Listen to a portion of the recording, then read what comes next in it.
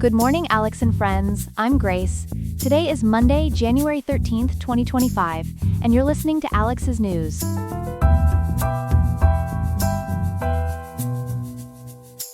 The weather in Riverside will be mild today, with a high of 61.7 degrees and a low of 47.8 degrees Fahrenheit. Coming up, we'll examine the Trump team's strategy for evaluating loyalty among civil servants at the National Security Council. Then, we'll explore the demographic shifts occurring in California communities in the wake of devastating wildfires. Finally, we'll analyze why Chinese exports are experiencing a significant surge as the United States prepares for a presidential transition. All this and more, coming up on Alex's News. Stay tuned!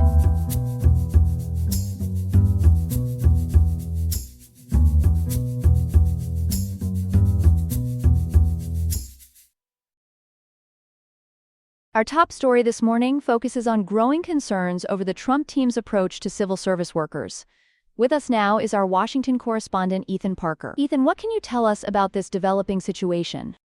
Grace, this is a significant story that's raising alarm bells in Washington. The Trump team has reportedly been questioning National Security Council civil servants about their loyalty, which is particularly noteworthy because, according to recent data, the NSC is predominantly staffed by career government employees, about 80 to 90%, who rotate in from various federal agencies. Can you explain why this is causing such concern among government officials? Well, Grace, this kind of questioning potentially violates several federal protections. The Hatch Act of 1939, which was amended in 1993, explicitly prohibits political loyalty tests for civil servants. Additionally, the Civil Service Reform Act of 1978 and a very recent 2024 final rule from the Office of Personnel Management all provide strong legal protections for these federal employees. This isn't the first time we've seen tensions between the Trump administration and the NSC, is it? No, it's not. During Trump's first term from 2017 to 2021, the NSC experienced unprecedented turnover. According to federal records, 7 out of 8 senior NSC positions had at least one change in leadership, with some positions seeing up to 6 different people in the role. This was highly unusual compared to previous administrations. The name Alexander Vindman comes to mind. How does his case relate to these current concerns? That's a crucial reference point, Grace. During Trump's first impeachment trial in 2019-2020, Vindman, who was the NSC's Ukraine specialist at the time, faced significant retaliation after testifying before Congress. He was reassigned and publicly criticized, which many experts say created a chilling effect on other civil servants who might have wanted to voice concerns. What's at stake here for national security? The fundamental issue, Grace, is that civil servants take an oath to the Constitution, not to any particular president. These loyalty questions could potentially compromise the merit-based system that's been the backbone of our federal workforce, and ultimately affect the quality and independence of national security decision-making. Thank you for that comprehensive report, Ethan. We'll continue to follow this story as it develops. We turn now to our second story of the morning, where the recent Eaton fire in Altadena, California is raising concerns about inequality in wildfire recovery. Joining us to discuss this is our community affairs reporter, Chloe Martinez. Chloe, tell us about what's happening in Altadena. Thanks, Grace. According to the Associated Press, Altadena, a community of 42,000 residents just north of Los Angeles, has been particularly hard hit by the January fires, and the aftermath is revealing some troubling patterns in how different segments of the population are able to recover. Can you tell us about the significance of Altadena to the Black community? Certainly. Yahoo News reporting shows that Altadena has historically been a safe haven for Black Americans who faced housing discrimination elsewhere. The community boasts an impressive 81.5% Black home ownership rate, which is nearly double the national average. It's also notably diverse, with KSTP.com reporting that 58% of residents are non-white. We're hearing about some specific families affected. What are their stories? The Enterprise Journal has documented several devastating cases. There's Samantha Santoro, whose Mexican immigrant parents lost their home and are struggling to find a path to rebuilding. Kenneth Snowden, whose family has owned property in Altadena since 1962, lost 2 homes. Perhaps most heartbreaking is the case of Sean Brown, who lost both her personal home and the public charter school she founded. What are local leaders saying about the long-term impact on the community? That's where the concerns about gentrification come in, Grace.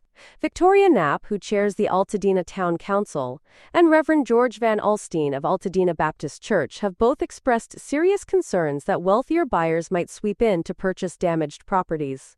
This could fundamentally alter the community's character and force out long-time residents. Are there any solutions being proposed?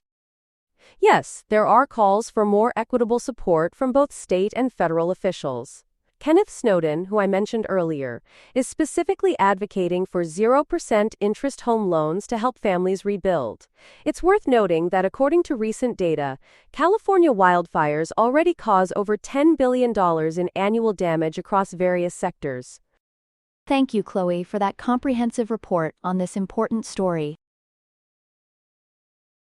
Here are some other headlines. Blue Origin's debut launch of their massive New Glenn rocket was called off in the final minutes of countdown at Cape Canaveral Space Force Station. Jeff Bezos was present at mission control as technical issues forced the postponement of the 320-foot rocket's first flight. No new launch date has been set. In international news, South Korea's spy agency reports that 2 North Korean soldiers captured in Ukraine have shown no interest in defecting to South Korea. Ukrainian President Zelensky has offered to exchange the soldiers with North Korea for Ukrainian prisoners of war held in Russia. Seoul estimates about 300 North Korean soldiers have been killed and 2,700 injured while fighting alongside Russian forces. A tough-on-crime approach is making a comeback in U.S. state capitals, with Missouri's newly inaugurated Governor Mike Kehoe expected to issue several executive orders reflecting this stricter stance on law enforcement. Canadian Prime Minister Justin Trudeau is warning U.S. consumers about potential harm from Donald Trump's threatened 25% tariffs on Canadian imports. Trudeau emphasized that Americans would pay significantly more for essential commodities like electricity and oil, noting that Canada supplies nearly a quarter of U.S. daily oil consumption. And in Los Angeles, Fire Chief Kristen Crowley is embroiled in a public dispute with City Hall as devastating wildfires continue to rage. The fires have claimed 11 lives, forced 180,000 evacuations, and damaged over 13,400 structures, with the death toll expected to rise as search efforts continue. And now for our third and final story this morning. China's export numbers are making headlines as manufacturers rush to beat potential new tariffs. Joining us to break down these significant economic developments is our business correspondent Ethan Chen. Ethan, what are we seeing in these latest figures? Thanks, Grace. According to NPR's reporting, China's exports have shown remarkable growth, jumping 10.7% in December 2024 compared to the previous year. That's significantly higher than the 7% growth economists had predicted. What's driving this sudden surge in exports, Ethan? Well, Grace, the New Indian Express reports that Chinese manufacturers are racing to fulfill orders before any potential new tariffs that President-elect Donald Trump might implement after he takes office in just 7 days, on January 20th. The numbers are quite impressive across the board. Imports are up 1%, and the country hit a trade surplus of $104.84 billion. We're hearing a lot about specific sectors. Which industries are showing the strongest performance? The Associated Press has detailed some remarkable growth figures. High-end equipment manufacturing is leading the pack with over 40% growth. We're also seeing industrial robots up 45%, electric vehicles increasing by 13%, and 3D printers growing by nearly 33%. Perhaps most notably, e-commerce trade has now reached 2.6 trillion yuan. That's about $350 billion, which is double what we saw in 2020. And how are China's exports performing in different global markets? The data shows robust growth across major trading partners. According to WJTV's coverage, exports to Southeast Asia are up nearly 19%, while shipments to the U.S. have increased by 15.6%, and the European Union is seeing an 8.8% rise. What's the outlook going forward, especially with these potential tariffs looming?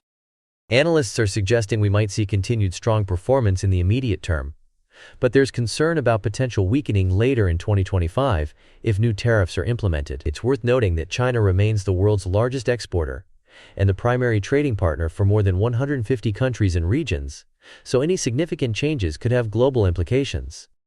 Thank you for that comprehensive overview, Ethan. We'll certainly be keeping an eye on these developments. That's all we have for now. Today's episode was made by Alexander King, with Claude Sonnet 3.5, the Perplexity API, and the Google Cloud Text-to-Speech API. Hope you have a great day.